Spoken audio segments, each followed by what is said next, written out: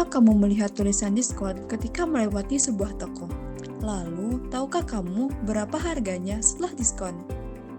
Atau pernahkah kamu memikirkan keuntungan atau kerugian yang dialami oleh seorang penjual? Apakah penjual tersebut akan mengalami keuntungan atau kerugian?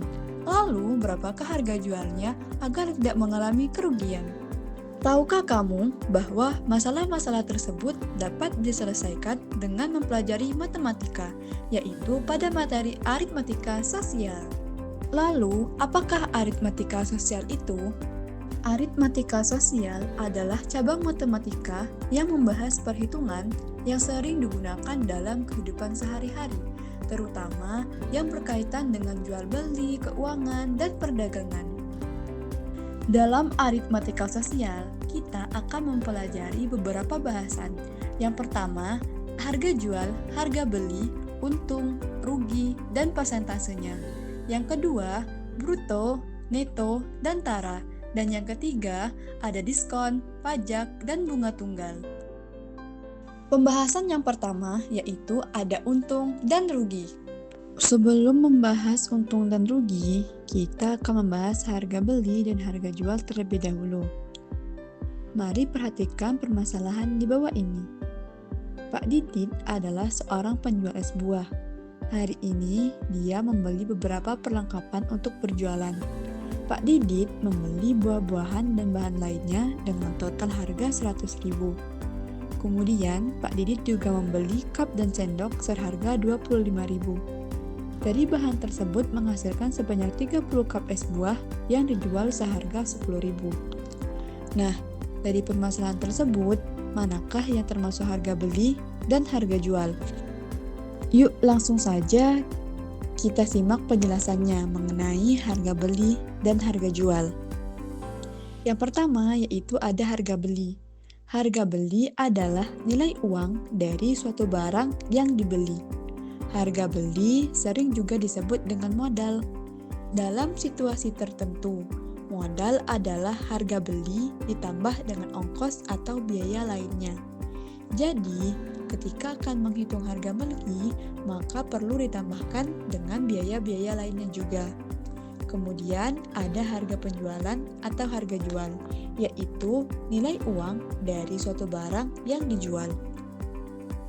Jadi, dari permasalahan tersebut dapat kita ketahui bahwa harga belinya yaitu total modal atau uang yang digunakan oleh Pak Didit, di mana ada harga bahan dan buah-buahan sebesar 100.000 dan juga harga cup dan sendoknya sebesar 25.000. Sedangkan harga jualnya adalah 10.000 per cup. Nah, sekarang kita akan masuk ke pembahasan selanjutnya mengenai untung dan rugi. Mari kita perhatikan masalah di bawah ini. Bu Ani adalah seorang penjual nasi uduk. Setiap hari, modal yang ia keluarkan adalah 270.000. Kemarin, total uang yang didapatkan Bu Ani adalah 350.000. Namun, pada hari ini, Bu Ani harus pulang lebih cepat dan hanya mendapatkan total uang sebesar 180.000. Nah, dari permasalahan ini, maka dapat kita simpulkan bahwa kemarin Bu Ani mengalami keuntungan, sedangkan pada hari ini Bu Ani mengalami kerugian. Lalu, apakah itu untung dan rugi? Untung atau laba adalah ketika harga jual lebih besar daripada harga beli, sehingga rumus yang dapat kita gunakan adalah untung sama dengan harga jual dikurang harga beli.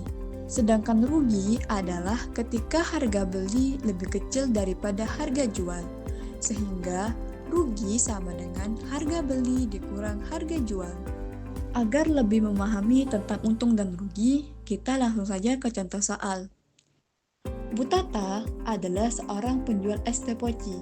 Setiap hari, modal yang ia keluarkan sebesar Rp160.000 dengan harga jual Rp4.000 per cup. Jika hari ini es teh yang terjual adalah 70 cup, maka berapakah keuntungan yang diperoleh Bu Tata? Untuk menyelesaikan permasalahan tersebut, pertama kita harus mengidentifikasi hal-hal yang diketahui di dalam soal, yaitu modal sama dengan 160.000, harga jual sama dengan 4.000 per cup. yang mana pada hari ini telah terjual 70 cup es teh, sehingga 4.000 dikali 70 sama dengan 280.000. Jadi, harga jualnya adalah 280.000. Kemudian, untuk menghitung keuntungan, kita dapat menggunakan rumus untung sama dengan harga jual dikurang harga beli.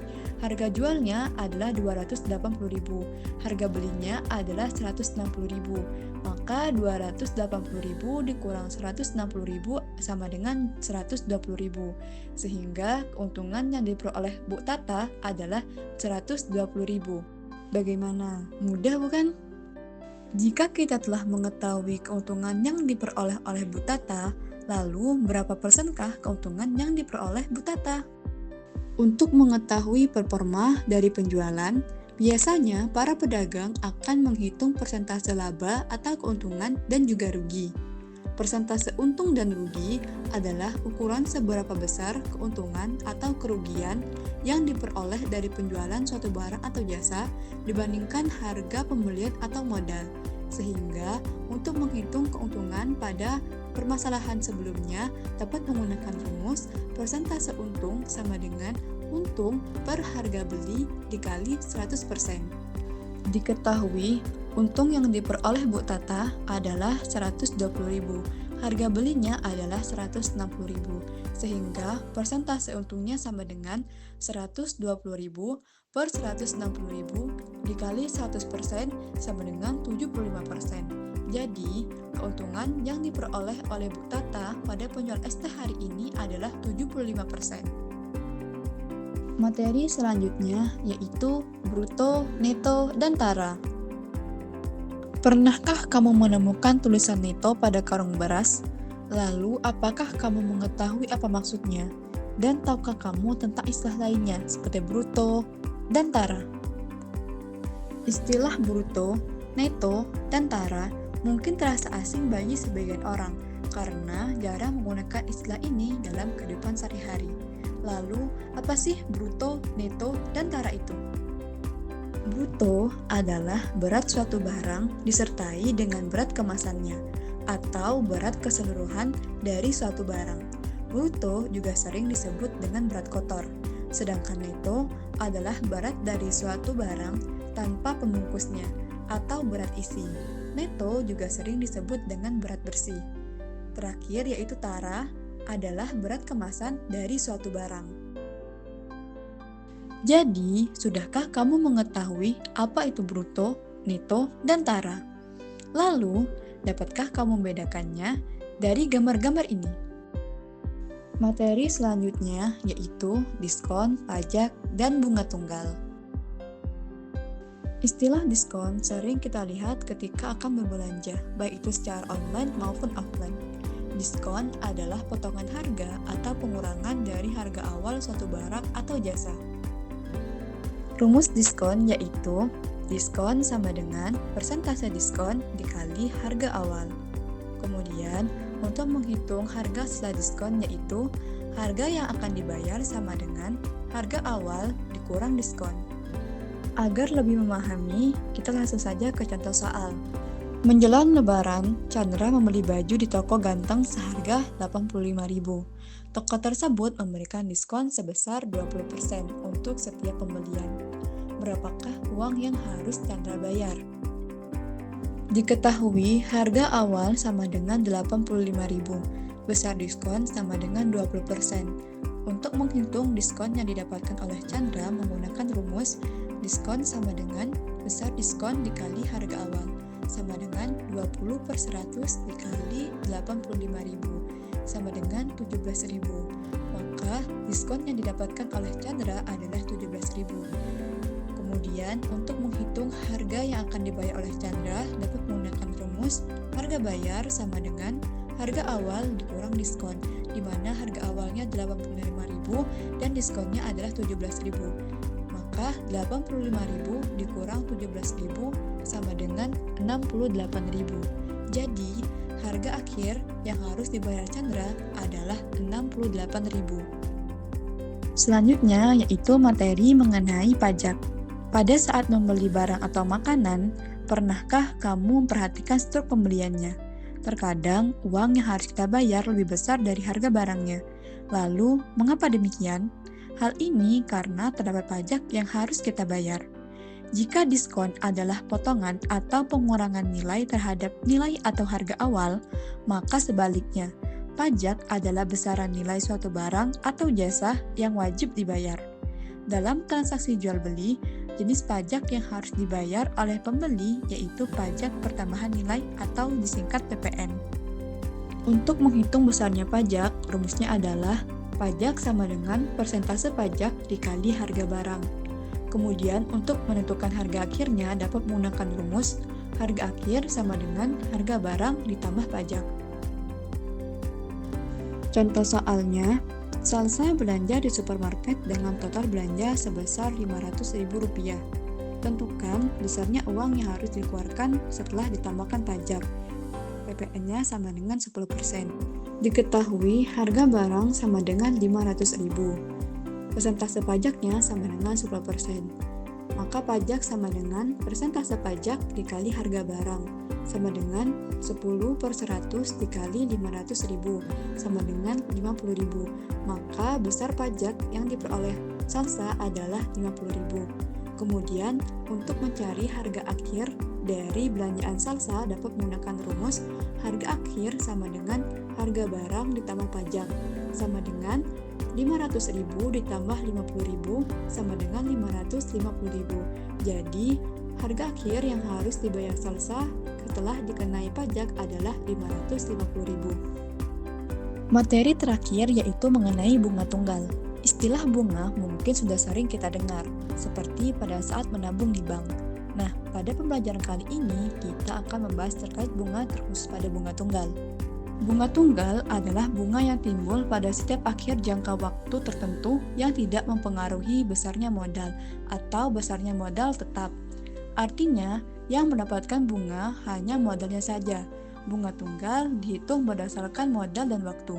Misalkan M sama dengan modal, I sama dengan besarnya bunga tunggal, N sama dengan lama menabung, dan B sama dengan persentase bunga. Maka, rumus yang dapat kita gunakan untuk menghitung bunga tunggal adalah sebagai berikut.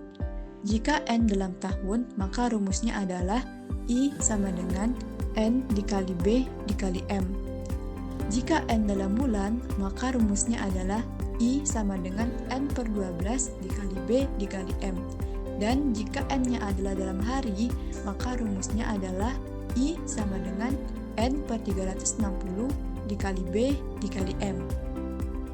Contohnya, Akila menabung di Bank Citi sebesar Rp2.400.000 dengan bunga 8% per tahun. Setelah 7 bulan menabung, Akila ingin mengambil uang untuk membeli sepeda baru. Berapakah total yang diterima Akila? Diketahui modal sama dengan Rp2.400.000, bunga sama dengan 8%, lama menabung sama dengan 7 bulan. Maka rumus yang dapat digunakan adalah I sama dengan N/12 dikali B dikali M. I sama dengan 7/12 dikali 8/100 dikali Rp2.400.000 sama dengan Rp112.000. Jadi, bunga tunggal yang diperoleh Akila adalah Rp112.000. Untuk menghitung total uang yang diperoleh Akila dapat menggunakan rumus total uang sama dengan modal ditambah bunga sama dengan Rp2.400.000 ditambah Rp112.000 sama dengan Rp2.512.000. Jadi, total uang yang diterima Akila selama 7 bulan menabung adalah Rp2.512.000. Bagaimana? Mudah dan sangat menyenangkan bukan materi aritmatika sosial ini?